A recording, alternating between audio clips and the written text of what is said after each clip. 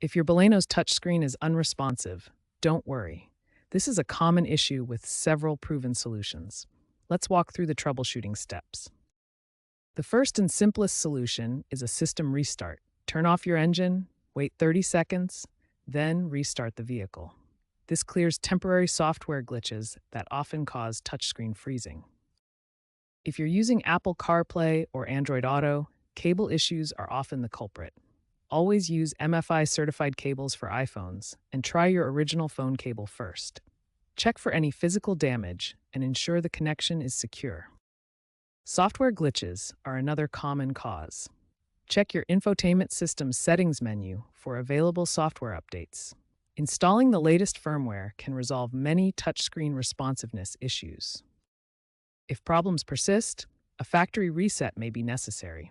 Look for dealer mode or master reset options in your settings. Some systems require pressing mute and settings buttons together. Remember, this will erase all your personalized settings.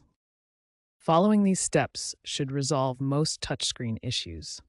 If problems continue, the cause might be loose internal connections, system overload, or hardware failure requiring professional service.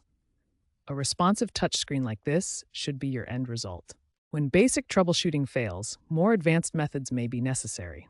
Some Baleno models include a physical reset button that can resolve persistent issues. Another method involves disconnecting the car battery for 24 hours.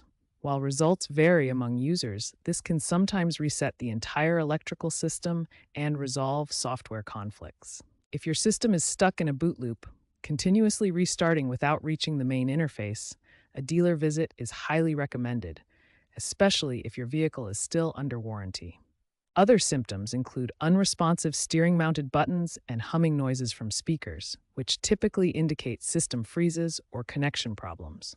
If the stock head unit is beyond repair and costly to fix, consider replacing it with an aftermarket Android head unit. This can provide better functionality and reliability. Finally, remember that software updates can often resolve bugs and improve overall performance. Check regularly for updates through your vehicle's settings or the manufacturer's website.